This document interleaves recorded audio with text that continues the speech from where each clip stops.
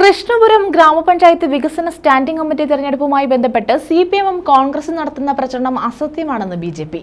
കോൺഗ്രസ് വിമത സ്ഥാനാർത്ഥിയായ രാധാമണി രാജൻ കോൺഗ്രസിൽ നിന്ന് വിട്ട് ബിജെപിയിൽ ചേരാമെന്ന് വാക്ക് നൽകിയിരുന്നു. അടുത്ത പഞ്ചായത്ത് തെരഞ്ഞെടുപ്പിൽ ബിജെപി വൻ ഭൂരിപക്ഷത്തിൽ അധികാരത്തിൽ വരുമെന്ന അങ്കലാപ്പിലാണ് ഇരു മുന്നണികളെന്നും ബിജെപി കുറ്റപ്പെടുത്തി.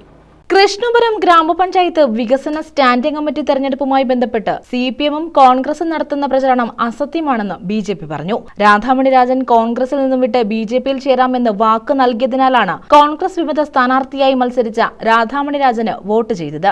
കോൺഗ്രസുകാരിടപെട്ട് മകനെ കൊണ്ട് ആത്മഹത്യാ ഭീഷണി മുഴക്കിയതിനാലാണ് രാധാമണി രാജൻ രാജിവെച്ചതെന്നും ബിജെപി പ്രവർത്തകർ പറഞ്ഞു.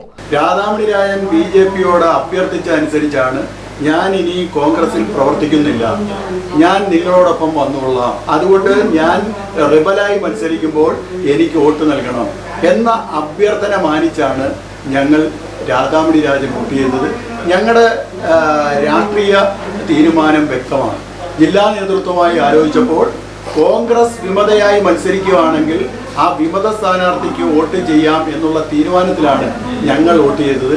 അടുത്ത പഞ്ചായത്ത് തെരഞ്ഞെടുപ്പിൽ ബിജെപി വൻ ഭൂരിപക്ഷത്തിൽ അധികാരത്തിൽ വരുമെന്ന അങ്കലാപ്പിലാണ് ഇരു പാർട്ടികളുമെന്നും പാർലമെന്ററി പാർട്ടി ലീഡർ പാറയിൽ രാധാകൃഷ്ണൻ, അംഗങ്ങളായ മഠത്തിൽ ബിജു, ശരത് കുമാർ പാട്ടത്തിൽ, ശ്രീലത ജ്യോതികുമാർ തുടങ്ങിയവർ പറഞ്ഞു. കോൺഗ്രസും സിപിഎമ്മും കൃഷ്ണപുരത്ത് കാണിക്കുന്ന നാടകം അടുത്ത തെരഞ്ഞെടുപ്പിൽ അതിനുള്ള ചുട്ട മറുപടിയായി ജനങ്ങൾ നൽകും എന്നുള്ളതിന് യാതൊരു സംശയവുമില്ല. ഭാരതീയ ജനതാ പാർട്ടിയുടെ നേതൃത്വത്തിലുള്ള ഒരു ഗ്രാമപഞ്ചായത്ത് ഭരണസമിതി അടുത്ത പഞ്ചായത്ത് പൊതുതെരഞ്ഞെടുപ്പിൽ അധികാരത്തിൽ വരും എന്നുള്ളതിനും യാതൊരു തർക്കവുമില്ല. News bureau, Kayamkulam.